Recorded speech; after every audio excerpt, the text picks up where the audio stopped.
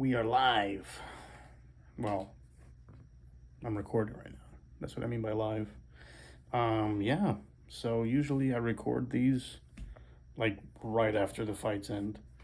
Um, but last night the fights kind of ended a little late, and then by the time I got home, I got carried away, and I totally forgot to post my reaction video. But usually I post them right away, right after the fights. So yeah, that's why I'm doing this now. So let's get into it.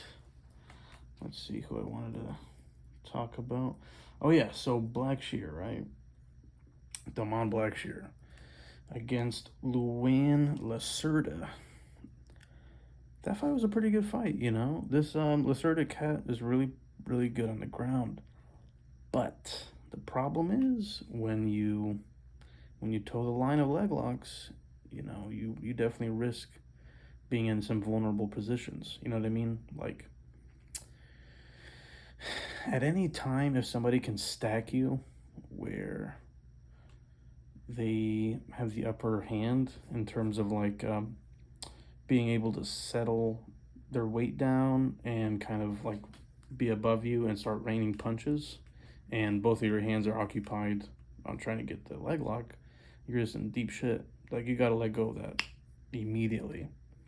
And Lacerda was just too stubborn. You know what I mean? I just can't be doing that. You know, so that was a pretty fucking nasty fucking TKO, dude. Raining down blows. But that was pretty good. But, you know, a valuable lesson learned. Like, if it's not there and you can tell that the guy's kind of sitting his weight down on your legs and he's starting to get some good shots, and just let it go. Let it go, create a scramble, something, right? So, let's see, what's the next one I was going to look at? Oh, yeah. Naimov versus Malaki. And Jamie Malarkey, you know, he's not bad. He's pretty good. He's got solid power in his punches and shit like that. But Naimov, hey man, that's what happens in this game. You know, you rush in. You know, you should have zigged when you should have zagged, and got clipped. But you know, I feel good for this Naimov cat. You know, I believe it was his debut. You know, you got a whole country watching you, and it's pretty cool. I think, you know, it was a solid knockout. Shit, man. You know, he said on the mic he's ready to go down to 45, be the new king. So I'm looking forward to see what that guy brings. So pretty solid knockout. Let's see here. Who was this? Castaneda. Yeah. Castaneda. Who did he fight? He didn't fight this guy. One second. Oh, he fought Gaffarov. Yeah. Sorry. My show's kind of looking weird on my computer. But yeah, Castaneda. Man, when I see this guy fight, I really feel like that he's extremely talented. I can tell by his technique and the way he sets things up, and his defense especially. He's extremely talented. And I think what's kind of slowing him down is the fact, I think he overanalyzed a little bit too much, especially in this fight, because I could see a lot of the times he was throwing that too, you know, that backhand. He was throwing it on point, on target, but just didn't commit. Like, bang, like a real solid shot. He would hit Gaffarov flush with a lot of these shots, but just never put the sting into it. And then he hurt him with the head kick and, you know, almost finished him there. But then he let the guy back, and just Gaffarov kept pouring the pressure. And I'm surprised that guy didn't gas out. That guy was fucking throwing everything at the guy. Holy shit. You know what I mean? When I'm watching this, I'm like, oh yeah, he's going to gas out and fucking be donezo. No. So I give that guy a lot of credit for having the heart, sticking in there. But yeah, Castaneda, I feel like he could definitely be a problem at and bantamweight. Yeah, he could definitely be a gigantic problem. I think he's extremely talented, but he needs to believe in these right here, you know. So I'm looking forward to see what he has to bring. Dontel Mays, boy, was I wrong for that one. I was wrong about that one, my friends. Yeah, you know, Arlovsky was looking good.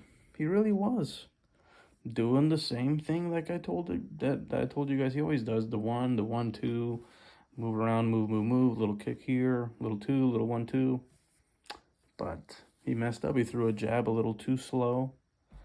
And Dontel Mays kind of did a little slip and right over there, you know. One is it's one and done. And, you know, Dontel was doing these weird fucking like kicks and fucking like jumping kicks like he's in a fucking kung fu movie. Yeah, this fucking big ass dude fucking jumping around kicking people. Am I impressed by Dontel Mays? No. But he did knock him the fuck out, so I gotta give him that. But man, a lot of people just don't focus on the fundamentals, really, at the end of the day. Even heavyweights, you know what I mean? They just try to swing, get that one knockout shot, which, I mean, he did. Fair play, but, you know, if he were to settle down more, work on the basics, he could definitely be a problem. But, you know, I feel bad for my boy Arlovsky, you know. He's been getting finished recently. But, you know, he's a fucking legend. So, you know, he'll be all right. So, congratulations, Mr. Mays. Let's see here. It's another good one. Oh, yeah, Daniel Santos, a.k.a. Little Mini Charles Oliveira. That was a really, really great fight. Yeah, man, he was just nasty in there. He was just nasty. Great jiu-jitsu. This Johnny Munoz cat has really good jiu-jitsu too. But like I told you guys, what are you doing? What are you doing pulling guard? I mean, the guy had a great guard, sure. This Johnny Munoz guy. Very great guard, you can tell. Almost caught him with a triangle a couple times. He was being pretty active, but then what ends up happening is you can't just keep throwing submissions like that nonstop without a little give. And he started slowing down just a little bit, not too much like gas, but he was slowing down. And then Daniel was like, all right, time to get one of these, right? And what was so smart about Daniel Santos, what was so smart is when a lot of people are in guard, when they posture up, they just go straight to the face right away. But Santos was super smart. When he postured up, he went straight to the gut and then to the face, right, when he postured up. Because you can only get like 2 or 3 shots when you're postured up before they break you down again. So that was really smart. And this guy is, you know, Daniel Santos, he's gonna be a problem for sure in this bantamweight division, you know. As long as he can keep the, what's the word I'm looking for? Keep that defense good too, because he gets a little reckless out there. He get kind of vulnerable. So congrats to little mini Dubronx. Eliseu Zaleski dos Santos versus Abubakar Nurmagomedov. I actually took a picture with Mr. Dos Santos. Cool guy. And very great fight. I don't think it was a split decision. I think Dos Santos won all 3 rounds. And yeah, he was a fucking dog in there. Hit him with the tie clinch, with the knees. His takedown defense was on point. Abubakar, he is obviously the cousin of fucking Khabib.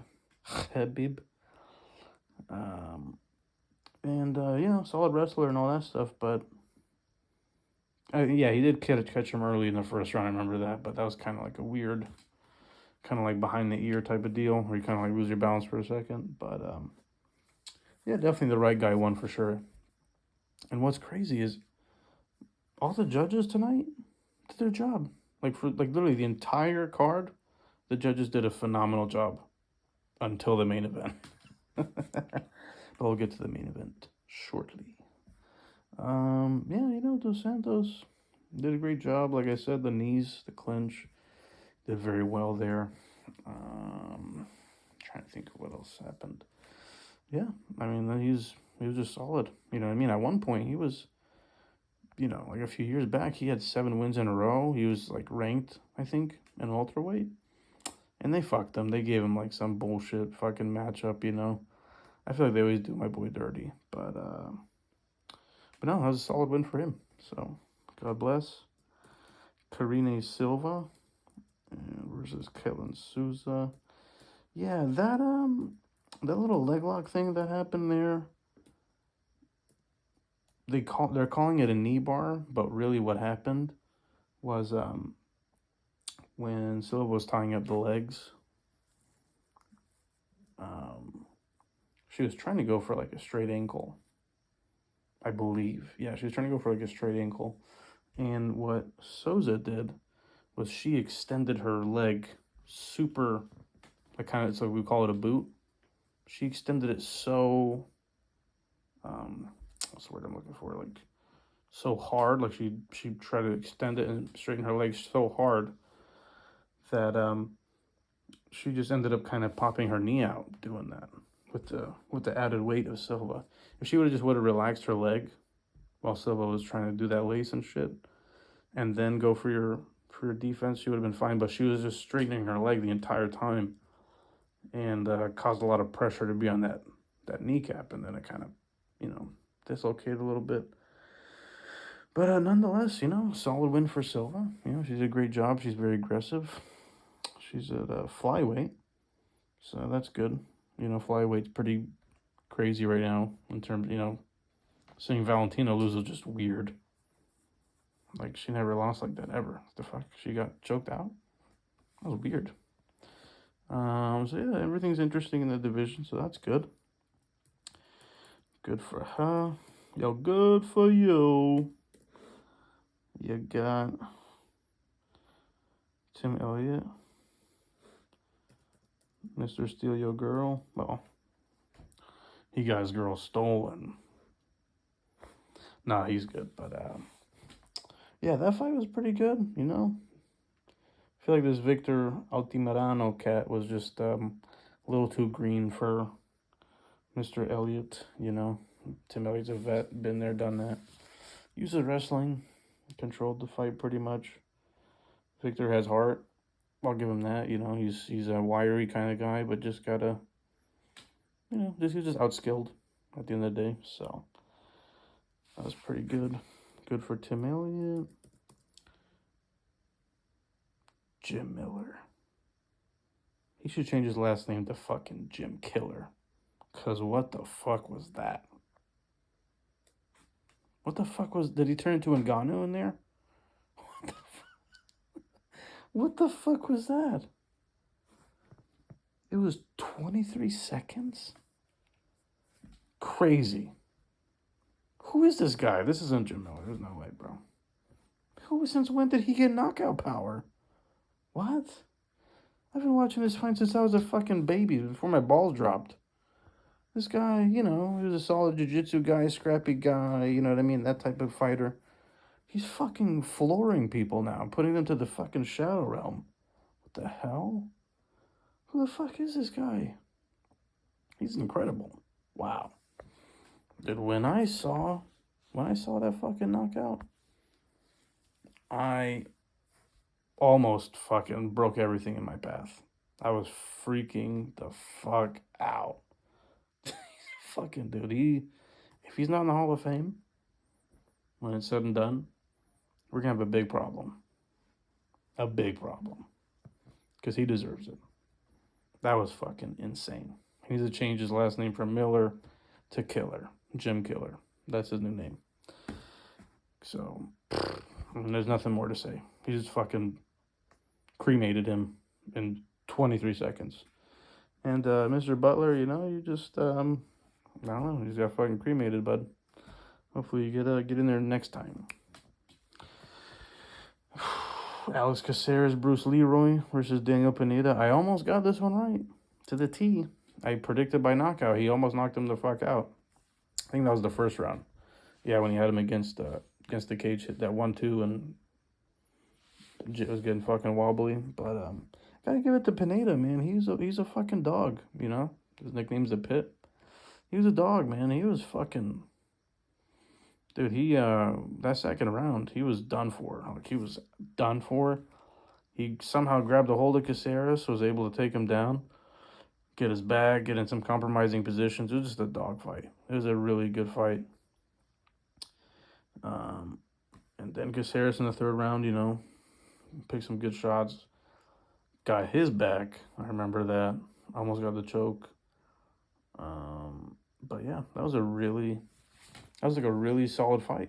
And I told you, Bruce Leroy, this guy, man, Alex Caceres, he is getting into his rhythm. He's getting into his groove. And he's ranked 15, but you know what? I could, you know, he could fare, you know, he could do pretty good with the best of the best, you know?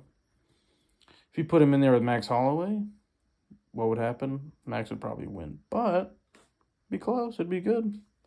I feel like Alex still needs to work on his cardio a little bit, because I feel like in that third round he was kind of gassing too.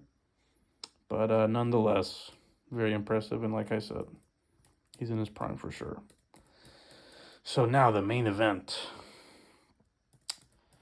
I picked Albazi. I remember that to win, because I usually favor the grappler over the striker most of the time. But, man, you know, I really thought Kai won. I definitely thought he won 3-2. I can't tell you, like, specifically which round goes to whom, but I just do remember watching that fight go, and I think Kai won that for sure. You know, Albazi, his striking isn't bad. You know, I thought Albazi would have to get it to the ground quick to make it his fight, but, you know, he stood his ground with Kai and landed some good shots. Kind of landed some good shots also. Albazi almost got the choke. He had the forearm right under the neck. It was this close to being done, but, you know, Kai's a scrapper. He's a dog, you know, he's not, like, you had to put him out for it to be over. But, you know, it was a close fight, and usually what happens with fights like these, like, I don't think Kai, he's going to go down the pecking order that much. You know, I believe if he gets a couple more wins, he'll be right up there in terms of the title. Albazi, he's going to be in the top 5 now. So we'll see what happens, who they're going to pair him up with next. So I think it was a solid fight. It wasn't too crazy, but it was a good fight. But yeah, you know, so I figured I'd record my little reaction video, even though it's a little late, a whole day late, compared to my time that I want to do. I want to do it like right away, like right after the fights are done. I want to put my my reaction right in there. But you know, since I'm here, I might as well look at the next fight card. Nunes Aldana, Irene Aldana. This is, you know, an extremely ass pay-per-view card, but the only reason why it's on pay-per-view, it's not because of Amanda. Amanda's great, don't get me wrong. It's not because of Amanda. The reason why it's on fucking pay-per-view is because of one man and one man only. And that's Charles Du Bronx Oliveira. That's why. And of course, Nate the Train. He's fucking must-see TV. So I can't wait for that. I'm going to make my video in a couple days, going down, you know, looking at all these fights and breaking them down and giving my picks and shit. But yeah, in the meantime, thank you guys. I don't know whoever's watching this. Probably nobody, per usual. But I got to keep doing these because get into that rhythm, you know what I mean, of me doing these.